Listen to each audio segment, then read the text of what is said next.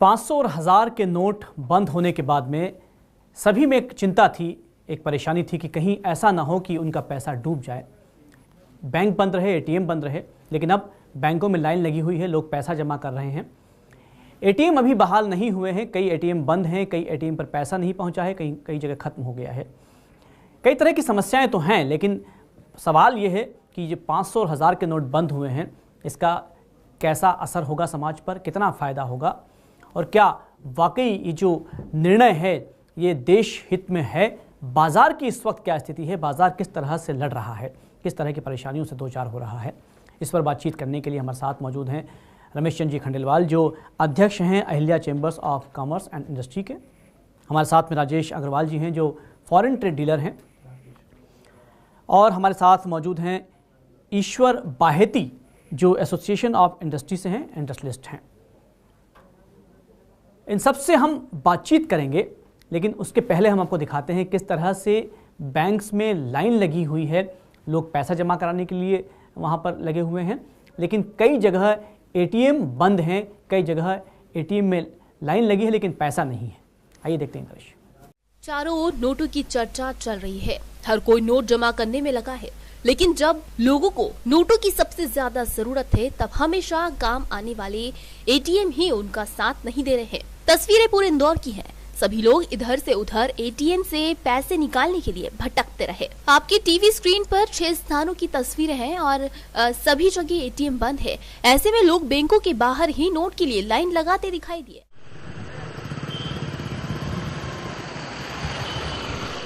चारों ओर लोग सिर्फ उस एटीएम की तलाश में थे जिससे वह अपने पैसे निकाल सके। थक हार कर लोगों ने बैंकों की लाइन में लगने का निर्णय लिया, जो कि कल से भी ज्यादा बड़ी थी, जिसमें कल से भी ज्यादा अव्यवस्थाएं फैली थी। बात की शुरुआत करते हैं रमेश जी आपसे। इस वक्त अगर हम बात करें इंडस्ट्रीज की, व्यापार जगत की, क्या आपको लगता है ये जो फैसला है ये व्यापार जगत के लिए परेशानी पैदा करने वाला है? देखिए, मेरा ये व्यक्तिगत बता रहा हूँ मैं बात आपको कि ये डिसीजन हकीकत में बहुत अच्छा है कि 500 और 1000 के नोट बंद करने का निर्णय भारत सरकार ने लिया। इसके फायदे तो निश्चित ये हैं कि भ्रष्टाचार पे अंकुश लगेगा और मार्केट में भारी तादाद के अंदर नकली नोटों का चलन भयंकर परेशानी लोगों के समक्ष उपस्थित कर रहा था, उस पर भी रोक लगेगी। और तीसरी बात कि इस तरह की जो भ्रष्टाचार और आतंकवादी गतिविधियों में जो ये पैसा काम में आता था, ये सब चीज़ें लॉन्गर रन पे जाकर के बहुत बड़ा फायदा देश को पहुंचाएगी कि काले धन के ऊपर भी रोक लगेगी। किंतु जिस ढंग से अचानक करेंसी बंद करने का अनाउंसमेंट किया गया है, इसने आम आदमियों के समक्ष बहुत परेशानियां खड़ी कर दी हैं। तो इसका वक्त और इमीडिएट इफेक्ट से करेंसी बंद करने से बहुत बुरा प्रभाव आज समाज पर, छोटे लोगों पर, मिडिल क्लास के ऊपर बहुत ज़्यादा पड़ा है। शादियों का सीज़न है, बैंड वाले, होटल्स वाले, रेस्टोरेंट, काम करने वाले, मेडिसिन, दवाइयाँ, आज बहुत से ऐसी जगह हैं या बहुत सी ऐसी चीज़ें, वस्तुएं हैं जिनका पेमेंट कैश में ही होता है। आज किसी व्यक्ति के पास पैसा है, लीगल पैसा है, उसने जो कमाई की उस पर टैक्स का भुगतान किया है। नेचुरली हर आदमी की ये टेंडेंसी होती है कि कम से कम जगह में ज़्यादा से ज़्यादा मनी आ सके।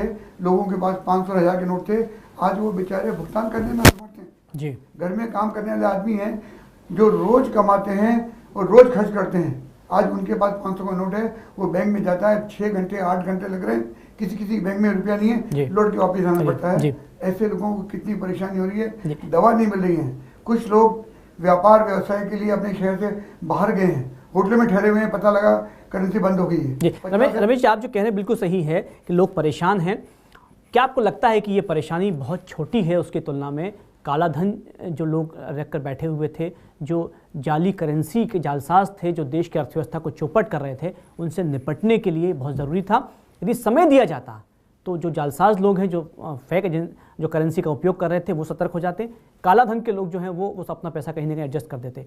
ज़रूरी था कि तुरंत काम किया जाता। आपको लगता है कि ये परेशानी का कारण है, लेकिन ज़रूरी था?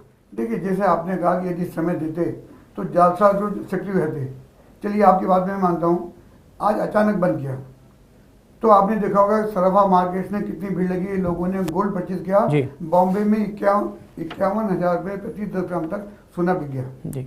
तो किसी व्यक्ति ने 2 नंबर के पैसे से सोना खरीदा जी, तो उस विक्रेता ने 2 नंबर में सोना दिया, आपका 2 नंबर का रुपया उस विक्रेता के हाथ में चला गया। ठीक है। तो जिस तरह से वो उसका उपयोग करेगा, नहीं, अब वो कैसे करेगा? वो नहीं करेगा। जो पैसा जो है वो तो अब रद्दी हो गया है, उस पैसे का अगर वो बैंक में जमा करने जाएगा तो बाकायदा हिसाब पूछा जाएगा कि आप कहाँ से लेकर आए। ऐसा होता जी, तो वो व्यक्ति सोना बेच करके भी आपसे रुपए नहीं लेता। इसका मतलब उसके पास एडजस्टमेंट की गुंजाइश है। फर्क ये पड़ गया कि ए के पास जो नंबर 2 का पैसा था वो बी के पास पहुंच गया, ए उसका एलिमेंट नहीं कर सकता, बी उसका एलिमेंट कर लेगा। चलिए, इस पर हम बातचीत करेंगे। राकेश जी हमारे साथ में। राकेश जी, राजेश जी, क्या लगता है आपको कि जो रमेश जी कह रहे हैं कि जो एक पैसा था किसी एक के पास दूसरे के पास पहुंच गया, लेकिन आपको लगता है कि वो जो ज्वेलर है जिसने रातों रात लाखों रुपए के, करोड़ों रुपए की ज्वेलरी बेच दी है, वो पैसा अब बैंक में जमा कराना होगा तभी तो उसका उपयोग होगा? देखिए, सबसे पहले तो मैं हमारे देश के प्रधानमंत्री माननीय नरेंद्र मोदी जी को धन्यवाद करना चाहूँगा, वित्त मंत्री जी को धन्यवाद करना चाहूँगा कि उन्होंने इतना सख्त और कड़ा कदम उठाया। हालांकि माननीय प्रधानमंत्री जी ये पहले बोल चुके थे कि 30 तारीख जो हमने आखिरी दी है उसके पहले आप अपनी ब्लैक मनी को घोषित करके और सरकार को एक निश्चित जो करीब 45% का टैक्स मांगा था देकर अपने मनी को चेंज करा लें, एक नंबर में कन्वर्ट कर लें। मैं आपको भी धन्यवाद करूंगा कि आपने इस ज्वलंत विषय पर हमको आमंत्रित किया और हमारे विचार रखने का अवसर किया। तो सबसे पहली बात तो ये है कि ये जो 500 और 1000 के नोट जो चल रहे थे, इसमें भारत सरकार की करेंसी चल रही थी, ये तो हम सब जानते हैं, पर बार बार ये खबरें आ रही थी कि हमारे पड़ोसी देश के साथ जो हमारे राजनीतिक रिश्ते भी हैं या दूसरे व्यापारिक रिश्ते भी हैं, उसका उन्होंने नाजायज फ़ायदा उठाया और नकली करेंसी छापकर बांग्लादेश के द्वारा या वहाँ की सीमा के द्वारा या नेपाल की सीमा के द्वारा, और जिस तरह हमारे कश्मीर में जो मिलिटेंट एक्टिविटीज़ चल रही हैं, इन सब को कहीं से न कहीं से वो नकली नोटों की फंड प्रोवाइडिंग हो रही थी और वो फंड ट्रांसफर होते होते तो आम आदमी के हाथ में। बिल्कुल बिल्कुल सही है। और इसके बाद में स्टेप उठाया गया है, जो है अर्थव्यवस्था में चौपट हो रही थी, आतंकवाद इसी पैसे पर, इसी जो नकली पैसे उस पर फल फूल रहा था। लेकिन अब क्या आपको लगता है कि जो स्थिति बाजार की है वो क्या वाकई परेशान करने वाली? देखिए, इसी की व्यवस्था के लिए हमारी सरकार ने बहुत अच्छे कदम उठाए हैं। सबसे पहले तो उन्होंने एक बहुत अच्छा कदम उठाया कि एटीएम और बैंक को एक दिन के लिए बंद किया ताकि वो अपनी नई करेंसी को फीड करे। जो नए 500 के नोट और 2000 के नोट उन्होंने जारी किए हैं, ये एक बहुत अच्छा कदम था कि एक दिन। अब भारत के लोगों को थोड़ी परेशानी तो होगी एक लॉन्ग रन में। अगर आपको एक अपनी अर्थव्यवस्था को सुधारना है, आतंकवादी गतिविधियों पर एक बड़ा अंकुश लगाना है, जो आर्थिक रूप से फल फूल रहा था, उसको अगर रोकना है, और न केवल व्यापार की अगर मैं बात करूं आपको, तो पिछले साल की बात है, अक्टूबर के महीने में 2015 में सीबीआई ने एक बैंक पर छापा डाला और 59 बिजनेस एंटरप्रेन्योर के अकाउंट को सीज किया और उनके खिलाफ एक्शन लिया। उन्होंने 6000 करोड़ से अधिक की राशि ब्लैक मनी बैंक के थ्रू विदेश भेजी। अब बताइए, इतना बड़ा गेम अगर एक शहर की एक बैंक की केवल एक ब्रांच में चल रहा था, तो आप कल्पना करो कि पूरे देश में ब्लैक मनी ऑपरेटर्स या ब्लैक मनी होल्डर्स का कितना बड़ा जाल बुना गया था और उसको तोड़ना बेहद जरूरी था। मैं सरकार के निर्णय की प्रशंसा करता जी, बहुत अच्छी बात है।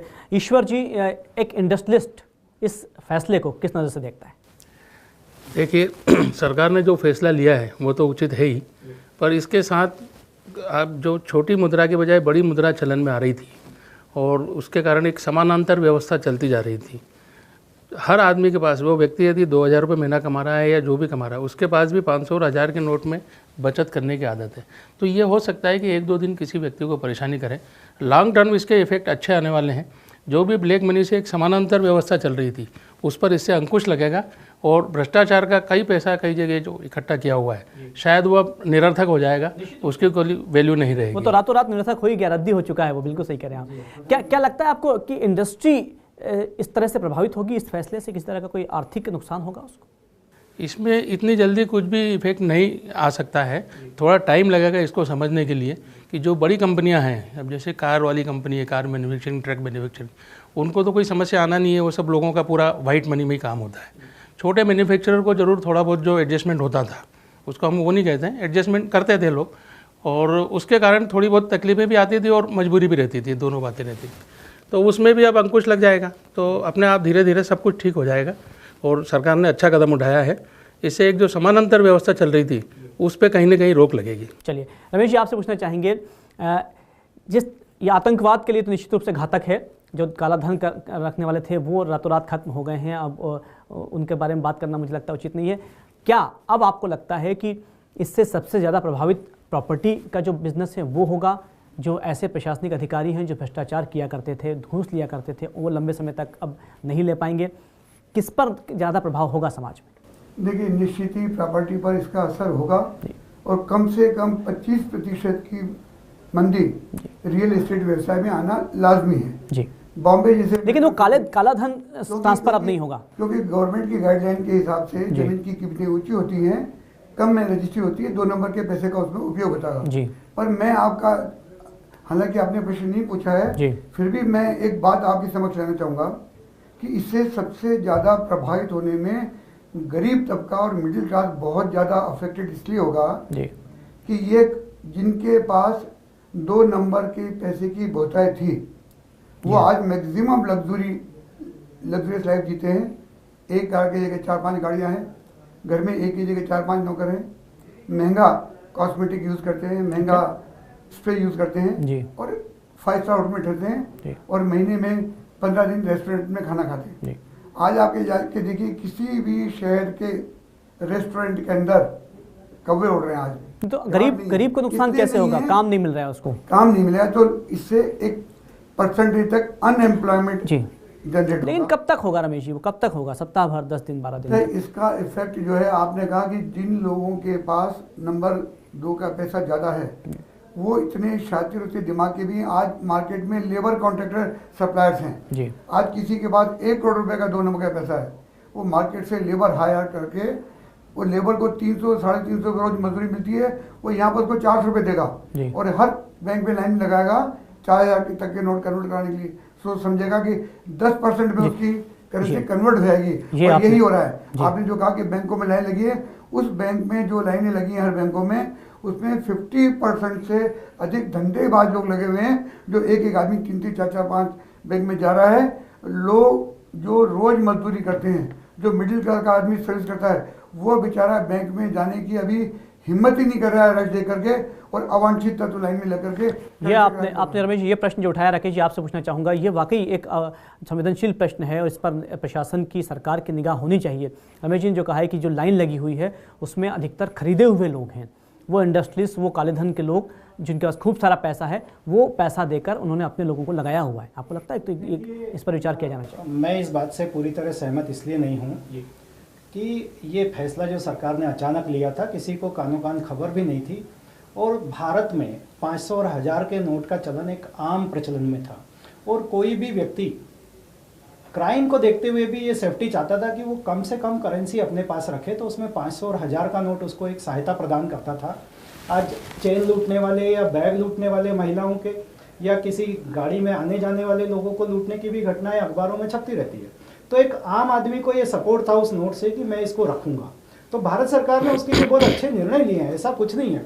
देखिए, एक आदमी जब बैंक में जाता है तो उससे एक आईडी प्रूफ मांगा जा रहा है। दूसरी बात मैं बता दूं कि बैंक में जो अधिकांश खाते खोले गए हैं उसमें पैन कार्ड की कॉपी ली गई है। अगर कोई व्यक्ति इस तरह से 2 बार, 4 बार, 10 बार अलग अलग बैंकों में खाते खोलकर अगर जमा कराने जाएगा तो निश्चित रूप से उसका डाटा सरकार के पास बात यहाँ नहीं, बात जो रमेश जी ने बात कही वो कहा है कि उसका खाता तो है ऑलरेडी, लेकिन उसके खाते में पैसा नहीं है तो भी वो एक्सचेंज कराने के लिए एक आईडी प्रूफ लिए जा रहे हैं, पहली बात। और दूसरी बात, ठीक है गेहूं में कभी कंकर होते हैं पर इसका मतलब पूरे गेहूं खराब नहीं होते हैं। हो सकता है इस प्रकार की लाइन में कुछ 1-2% लोग अवांछित हो सकते हैं, पर मैंने भी देखा है कुछ बैंकों के बाहर जाकर और ये पाया है कि ऐसा आम तौर पर नहीं है। हाँ, कुछ लोग हो सकते हैं, पर एक कोई भी ब्लैक मनी ऑपरेटर अपना पैसा किसी ऐसे व्यक्ति को क्यों देगा? उसको देगा और वो लेके भाग गया तो उसकी क्या गारंटी? तो उसका पैसा तो वैसे भी जा रहा है। तो ये ठीक है, सोचा जा सकता है, हमें सोचने में कोई बुराई नहीं है कि इस तरह का हो रहा होगा, पर क्या वास्तव में हो रहा है? आप तो पत्रकार हैं, आप जाइए लोगों से पूछिए। निश्चित रूप से हो भी रहा होगा, लेकिन कितने प्रतिशत पर है? बहुत ही मामूली। ईश्वर से पूछते हैं, ईश्वर जी आपको लगता है कि जो जिस तरह से जो हो रहा है ये इसका परसेंटेज बहुत कम है, उसकी तुलना में जो काला धन था, जो फेक करेंसी थी, उसकी तुलना में ये छोटा भ्रष्टाचार है? ये अभी तो वैसे बहुत कम हो रहा होगा, मेरी जानकारी में तो नहीं है कि ऐसा हो रहा है कि एक्सचेंज के लिए किसी ने लोगों ने हायर किए हों पर्सनस को। बाकी अभी हम जो कतार देख रहे हैं बैंकों के बाहर, उसमें से अधिकांश कतार में वो लोग खड़े हैं जो जिनके हालत देख के ऐसा लगता है कि उनके पास जो बड़े नोट हैं वो बाज़ार में चल नहीं पा रहे हैं और उनको दैनिक आवश्यकता की वस्तु खरीदने के लिए भी नोट एक्सचेंज कराना पड़ रहे हैं और वो उसलिए लाइन में खड़े हुए हैं। हो सकता है कुछ अंशों में किसी ने देखा हो या कोई बात हो सकती है कि हायर किए हुए लोग ऐसा कर रहे हैं। बाकी अभी तो आप देखो स्कूल के जो बैग रहते हैं, कोचिंग क्लास से बच्चे आ रहे हैं, वो सब लाइन में लगे हुए हैं, तो उनके बैग देख के ऐसा नहीं लग सकता कि उनको वास्तव में। पर ईश्वर जी, ये तो होगा जो व्यक्ति 10, 15, 20, 50 लाख लग के बैठा हुआ है, उसका वो कोई ना कोई तरीका तो निकालेगा। वो तरीका क्या होगा? देखिए सब तरीके के बारे में तो क्षमा करें जी, कि एक गरीब आदमी बैंक में एक्सचेंज कराने के रुपए जा रहा है, 500 का नोट देता है और 2000 रुपये का नोट बदले में लेके आता है। कौन सी ऐसी चीज खरीदता है वो 2000 में? जब वो 2000 का नोट लेके मार्केट में जाएगा। देखिए अभी ये निश्चित नहीं है। अभी इंदौर में 2000 के नोट तो शायद बहुत कम जगह आए हैं, बहुत कम जगह आए हैं या नहीं के बराबर आए हैं। बाकी ये है कि 500 के नोट या अभी तो बदले में वो 100 के नोट ही दे रहे हैं बैंक वाले, जो उनके पास गड्डियां लगी हुई है। अब आपका अनुभव कुछ हो सकता है। बड़ी हंसी आती है जब माननीय पत्रकार जी पूछते हैं कि आपको कैसा लगा, तो बड़े खुश होकर कहते हैं कि मुझे 2000 का नोट मिला। अरे आपने मेहनत करके पैसा कमाया है, अपना खून को पसीने को बहा है, आप अपने पैसे कन्वर्ट करने के लिए गए हैं, उसमें आपको खुशी की कौन सी बात होगी? नोट देके आपने नोट दिया। उसका कारण है, उसका कारण है रमेश जी, उसकी खुशी पर तो हमको कोई समस्या नहीं होनी चाहिए। लेकिन हाँ, आपने जो प्रश्न उठाया है कि क्या 2000 के नोट की आवश्यकता थी, ये एक बहुत स्वाभाविक प्रश्न है जो आजकल चल रहा है। 500 के नोट बंद कर रहे हैं, आप जैसे माननीय राकेश जी साहब ने कहा कि वो नोट रखने में आसानी होती थी, तो उसके बदले में तो आप 1000 की जगह उल्टा 2000 का नोट दे रहे हैं जी। आप बंद कर देते करेंसी, छोटे नोट चलने देते। आज अमेरिका में बताइए $100 से ऊपर की करेंसी किसी भी कंट्री में हैवी करेंसी का कहीं भी नहीं है, क्यों होना चाहिए हमारे यहाँ? आप सीमित कर दीजिए। राकेश जी, इस पर आप जानना चाहूंगा कि आपको लगता है कि 2000 का जो नोट है वो उसकी आवश्यकता नहीं थी? नहीं, निश्चित रूप से कहीं इसकी आवश्यकता लगती भी है और कहीं नहीं भी लगती है। पर अभी जो एक्सचेंज में 2000 के नोट दिए जा रहे हैं, इसका ये कतई मतलब नहीं है कि जितने लोग जा रहे हैं उनको 2000 के ही नोट दे रहे हैं। कल मेरी ही कॉलोनी के कुछ लोग गए और उनको केवल 100 के नोट की गड्डियां मिली। 10,000 विड्रॉल किया, 100 के नोट मिले, उन्होंने एक्सचेंज किया, उन्हें 500 के या मैक्सिमम 100 के मिले। तो 2000 के नोटों की 500 का नोट तो नहीं है, नया 2000 रुपए का नोट तो कुछ गिने चुने लोगों को ही मिला है और उनकी भी डिमांड पर दिया गया है। ऐसा नहीं कि उनको थोपा जा रहा है कि आप 2000 का नोट लो। अगर मेरी चॉइस है कि मुझे 2000 का नोट चाहिए तो बैंक को देने में कोई आपत्ति नहीं है। पर ज्यादातर जो बाजार में जो करेंसी चलती है नॉर्मल, जो खरीदी में, कपड़ों में, बर्तन में, किराना में, वो छोटी करेंसी चलती है। एक आम आदमी की, नौकरी पेशा या मजदूर वर्ग की चलती है। तो वो 100 का नोट डिमांड कर रहा है और भारत सरकार की बैंकों के द्वारा या जो भी इतनी सारी बैंक की ब्रांचेस है उनके द्वारा 100 के दिए जा रहे हैं। और आज तो ये भी खबर आई कि अब ATM से 100 के साथ 50 के नोट भी मिलेंगे, जो आज से पहले नहीं मिलते थे। जब भी हम जाते थे ATM पे 500 के नोट ज्यादातर निकलते थे और 100 के गिने चुने। पर अब तो आज ये खबर आई है कि 100 के नोट और 50 के नोट भी मिलेंगे। तो इससे तो देश की जो सामान्य अर्थव्यवस्था है, जो बाजार है, वो बहुत जल्दी रौनक पे आएगा। ईश्वर जी, जो इंडस्ट्रियलिस्ट है, जो व्यापारी है, आपको लगता है जो टैक्स चोरी हो रही थी उस पर भी पाबंदी लगेगी इस निर्णय? निश्चित रूप से उस पर भी पाबंदी लगेगी। जब वो कैश सर्कुलेशन में जो पैसा था वो सब बड़े नोटों के जरिए या जो भी हम समानांतर व्यवस्था समझ रहे हैं, तो उसके हटने से कहीं ना कहीं इसका इफेक्ट आएगा और अधिक से अधिक व्यापार एक नंबर में ही होने लगेगा। और जो हम मुद्रा स्फीति जो हुई है पिछले 10 सालों में, जो हम देखें तो आज से 10 साल पहले जो 10 रुपये की वैल्यू थी, लगभग आज 100 रुपये के नोट की वैल्यू वही हो गई। हम ये मानते हैं कि ये जो आज 1000 का और 500 का नोट है, ये आज से 10-12 साल पहले की तुलना में करें तो ये 100 और 50 के नोट ही थे। तो आज की तारीख में यदि वापस 100 और 50 के नोट आ रहे हैं सर्कुलेशन में, तो इस मुद्रा स्फीति से आम आदमी को राहत मिलेगी। ये मुद्रा संकुचन के जो अपने नियम कायदे हैं उसके अनुसार थोड़ा नुकसान हो सकता है, बाकी मुद्रा स्फीति से देश को बहुत परेशानी थी, उसके कारण बहुत निजात मिलेगी इससे। इसमें एक नया क्रांतिकारी कदम जो कल मैंने टीवी पे न्यूज़ में सुना, माननीय वित्त मंत्री जी ने कहा कि हम देश की परंपराओं को निभाते हुए बदले। मतलब आप अगर अपनी बेटी को, अपने जमाई को कोई अगर आप शगुन देना चाहते हैं तो आप क्यों करेंसी के फ्लो में जाते हैं? आप उसको चेक दीजिए ना, वो अपने बैंक अकाउंट में जमा कर दे। शगुन आपको गड्डियों में देना और समाज को दिखाना, ये कोई जरूरी नहीं। उस परंपरा को भी खत्म करने की कवायद है। इससे सबसे बड़ा फायदा ये होगा, जिसका लॉन्ग रन में बहुत अच्छा रिजल्ट आएगा, कि आज 5 स्टार होटल्स में बड़ी बड़ी पार्टियां होती हैं। लोग अपना स्टेटस दिखाने के लिए रिसेप्शन के अंदर शादी में 1000, 500, 2000, 5000 व्यक्ति तक बुलाते हैं, क्योंकि 2 नंबर का पैसा खर्च करने में बड़ी आसानी होती है। लेकिन ऐसे बहुत कम लोग मिलेंगे जो बैंक से पैसा निकाल के चेक से टैक्स दिया और टैक्स चुका हुआ पैसा इस तरह की पार्टीज में खर्च करते होंगे। तो इसलिए किटी पार्टीज में, मैरिज के रिसेप्शन में अधिक से अधिक लोगों की बुलाने की होड़ में अनावश्यक रूप से नॉन कॉर्पोरेट सेक्टर के जो लोग 5 स्टार में लग्जरी करते थे, इन चीज़ों पे निश्चित ही अंकुश मिलेगा। और आप देखेंगे शादी विवाह में रिसेप्शंस के अंदर आमंत्रितों की संख्या घट करके हजारों की सैकड़ों में आ जाएगी। इससे आम आदमी को, मध्यम वर्गीय आदमी को अपनी इमेज मेंटेन करने में एक तरह से सहायता मिलेगी। ये कुरीति किसी हद तक अवश्य देश में दूर होगी। लग्जरी आइटम में कमी आएगी, कॉस्मेटिक और लग्जरी के आइटम्स ये मार्केट में कम बिकेंगे। 4 व्हीलर 3 व्हीलर पे भी कंट्रोल आएगा, अनावश्यक गाड़ियाँ नहीं दौड़ेंगी। ऐसी बहुत सी चीज़ें निश्चित रूप से कंट्रोल में आएंगी। जी रमेश जी, एक और प्रश्न आपसे पूछना चाहूँगा। व्यापारी वर्ग जो है, वो व्यापारी वर्ग जो टैक्स चोरी में विश्वास रखता था, वो अब नहीं कर पाएगा टैक्स चोरी। देखिए, उसके लिए तो ऑलरेडी सरकार ने जीएसटी लाने की व्यवस्था की थी। जीएसटी के जो प्रावधान जिस तरह के लाए जा रहे हैं, उससे टैक्स कर अपवंचन में 80-90% कंट्रोल आने की संभावना दिखती है जी। और ये भी जरूर है कि कुछ शातिर लोग कोई ना कोई तरह का निकाल के 2 नंबर का पैसा यूज करते हैं, तो उनके सामने बहुत बड़ी समस्या आ गई है। मेरा ऐसा अनुमान है कि कोई हिंदुस्तान का शहर इंक्लूडिंग दिल्ली जैसी राजधानी, वहाँ पर तो बिहार, वहाँ तो 2 नंबर का बहुत ज़्यादा काम होता है। एक भारी परसेंटेज के अंदर कई व्यापारी ट्रेड से बाहर हो जाने की शंका मुझे लगती है जी। लेकिन वो व्यापारी बाहर होंगे जो कहीं टैक्स चोरी पर के दम पर अपना व्यापार कर रहे थे। बहुत से व्यापारों में स्थिति ये है कि 90% तक कर अपवंचन है। आज यदि सरकार टैक्स की रेट 0 कर दे, तब भी कई लोगों के सामने मजबूरी है कि वो 1 नंबर में व्यापार नहीं कर सकते, क्योंकि 1 नंबर में उनके पास पर्याप्त पूंजी नहीं है। पूंजी है लेकिन सब अनअकाउंटेड मनी है।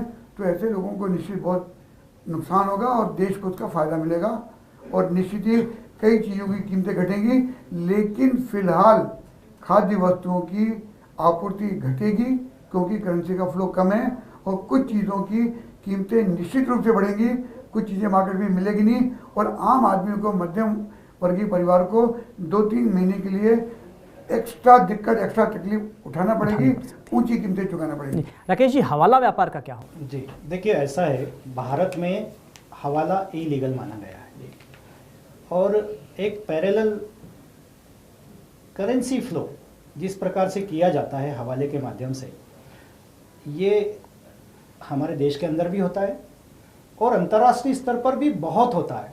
मैं आपको बताऊं कि हमारे देश में अभी एक दीपावली के समय एक व्हाट्सएप पर मैसेज चले थे, चाइना के प्रोडक्ट का बहिष्कार करो, क्योंकि हमारा चाइना से $58 बिलियन का ट्रेड डेफिसिट चल रहा है। मतलब हमारा इंपोर्ट बहुत ज़्यादा है और एक्सपोर्ट बहुत कम है। अब आपको मैं बताऊं कि भारत सरकार ने DIR नाम की जो संस्था बनाई है, वो इस प्रकार के इलीगल तरीके से इंपोर्ट किए गए माल को या अंडर इन्वाइसिंग करके कस्टम ड्यूटी चुराने वाले व्यापारियों को पकड़ने के लिए DIR अपनी काम को अंजाम देता है। फिर भी हमारे देश में जो इतना बड़ा इंपोर्ट होता है, उसमें भी आज भी सरकार का पूरा अंकुश नहीं हो पाया है कि जो लोग अंडर इन्वाइसिंग इंपोर्ट करते हैं, वो अपना पैसा हवाले के थ्रू वाया दुबई या वाया US के थ्रू उन चाइनीज़ कंपनियों को पैसा भेजते हैं। तो सरकार को एक और कदम आगे ले जाना होगा, सरकार को अपना एक कदम और आगे बढ़ाना होगा कि जो ईमानदार इंपोर्टर से देश की आवश्यकता के लिए इंपोर्ट करना कोई बुरी बात नहीं है, क्योंकि भारत भी एक्सपोर्ट करता है तो दूसरे देशों की आवश्यकता की पूर्ति करते हैं, तो इंपोर्ट करना कोई गुनाह नहीं है। पर ऐसे जो खिलाड़ी लोग हैं जो हवाले में काम करते हैं, हवाले के द्वारा पैसा ट्रांसफर करते हैं, वो ईमानदार व्यापारियों को मार देते हैं। अब तो खत्म हो गया है वो चीज़, तो मुझे लगता है हवाला व्यापार जो है इस वक्त तो खत्म है। अभी चीजों के लिए अंकुश है, पर सरकार को, मेरा ये कहना है कि सरकार को एक कदम और आगे जाना होगा। और मैं उसका सीधा बहुत छोटा सा उपाय बताता हूँ पंकज जी, आपके चैनल के माध्यम से अगर सरकार तक पहुंचे तो ऐसे आने वाले इंपोर्ट के लिए हर वस्तु के लिए एक हार्मोनाइज कोड सिस्टम बनाया गया है। यदि कोई इंपोर्ट होता है तो सरकार को त्वरित इंक्वायरी करना चाहिए, उस एक्सपोर्टर कंपनी से एक ग्राहक बनकर एक एजेंसी बनाना चाहिए जो ग्राहक बनकर उससे भाव पूछे कि आपका प्रोडक्ट किस रेट में एक्सपोर्ट किया गया है, क्योंकि वो अपने देश में तो बिलिंग पूरी करती है क्योंकि उसकी सरकार इंसेंटिव देती है, पर वो एक पैरेलल बिल इनवाइस भेजते हैं यहाँ पर इंडिया की कस्टम क्लियरेंस के लिए, जिसमें वो एक जिस प्रकार से हमारा इंपोर्टर चाहता है उस प्रकार से उस बिल को कम रेट पे बुलाता है ताकि कस्टम ड्यूटी नहीं लगे पर पेमेंट पूरा करना होता है। तो ये जो बड़ी करेंसी थी ना 500 और 1000 के नोट, ये उसी प्रकार हवाला के द्वारा उस एक्सपोर्टर कंट्री के एक्सपोर्टर तक पहुंचती थी। तो मेरा तो सरकार से निवेदन है कि एक कदम और आगे बढ़ाएं और इस पर कार्रवाई करें। ऐसे सजेशन जो है वो बहुत महत्वपूर्ण है क्योंकि इस डिसीजन से पहले सरकार ने बहुत कुछ सोचा लेकिन कहीं चूक हुई। ईश्वर जी, आपसे पूछना चाहेंगे, आपसे जानना भी चाहेंगे, कहीं चूक तो हुई सरकार की। जैसे जब ये निर्णय या ऐलान किया गया प्रधानमंत्री नरेंद्र मोदी के द्वारा कि आज रात से 500 और 1000 के नोट बंद हो जाएंगे, क्यों नहीं ज्वेलर्स की शॉप पर निगाह रखी गई? क्यों नहीं प्रशासन को ये ताकीद किया गया, ये बताया गया, निर्देश दिया गया कि आप इस तरह की शॉप्स पर तुरंत नज़र रखें और इन्हें बंद करवाएं? देर रात तक ज्वेलर्स पर लोग जाते रहे और वहाँ सोना खरीदते रहे। एक और दूसरा मसला ये भी है कि जो लोग फॉरेन गए हुए हैं, जिनके पास में खूब सारा पैसा 20-25 हज़ार रुपये लेकर गए हैं, अब वो कुछ समय तक नहीं आ पाएंगे, उस पैसे का क्या होगा? कहीं चूक तो हुई?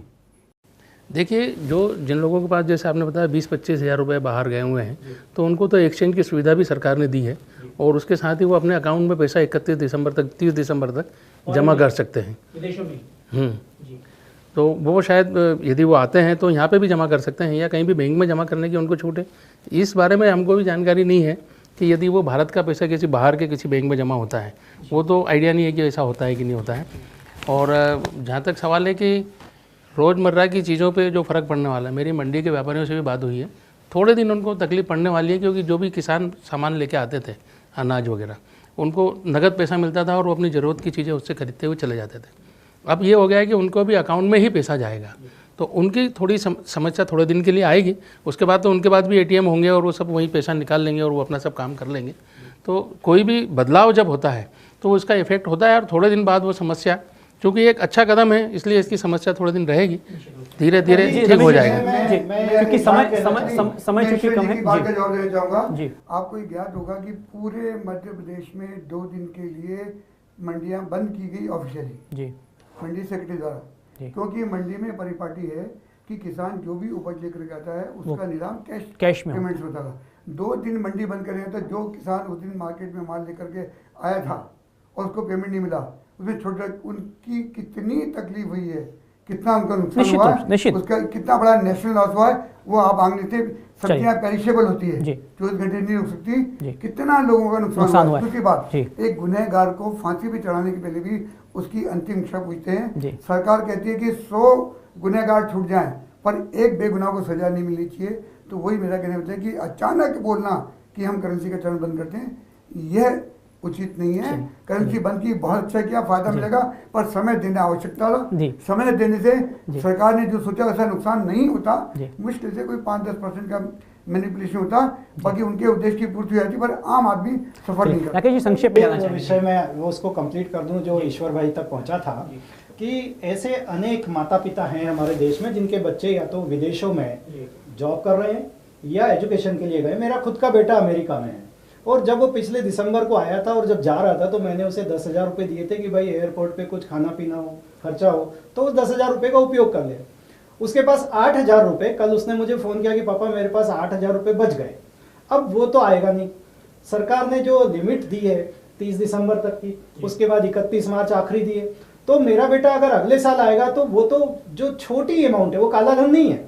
ऐसे अनेक परिवार जो या तो विदेश गए हैं और वो जब लौटेंगे तब तक ये सीमा समाप्त हो चुकी होगी। कई परिवार 6 महीने के लिए अमेरिका जाते हैं बच्चों के पास। तो एक आपके चैनल के माध्यम से माननीय प्रधानमंत्री जी को मैं ये बात पहुंचाना चाहता हूं कि इसके लिए एक पॉलिसी डिक्लेयर कर दे कि जो लोग 8 तारीख के पहले विदेश जा चुके हैं और 30 दिसंबर या 31 मार्च के बाद भारत वापस लौटेंगे, उनके लिए व्यवस्था की जाए। उनके लिए छोटी अमाउंट 10,000, 15,000 या 25,000 रुपए की निश्चित रूप से उस करेंसी को बदलने की व्यवस्था सुनिश्चित की जाए, क्योंकि वो काला धन नहीं है। बहुत अच्छी बात आपने कही। निश्चित रूप से इस निर्णय के बाद में कई ऐसी चीज़ें हैं जो सामने आ रही हैं, कई ऐसे प्रश्न हैं जिनके जवाब नहीं हैं, लेकिन समय के साथ साथ सरकार उस पर सोच रही है और उस तरह से उस पर निर्णय भी दे रही है।